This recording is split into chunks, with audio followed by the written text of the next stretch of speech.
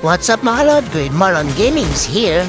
Isa ka rin ba sa hindi naniniwala na kaya kang buhati ng nana? Well, sa video ito, ipapakita ko sa'yo nagkakamali ka. Palagi mo nga lang tatandaan, Lods, na kung di rin dahil sa mga teammates mo, ay hindi rin kayo mananalo. Palagi ko nga sinasabi sa aking mga video na kung di dahil sa pagtutulungan ng bawat team ay hindi kayo makakarating sa tagumpay.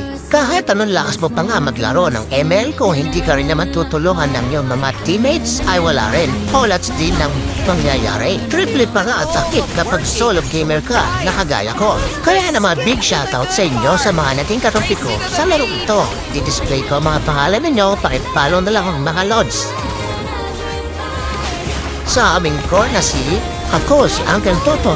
Ang tag na napakahusay, CLP, hashtag CROLNBPOL.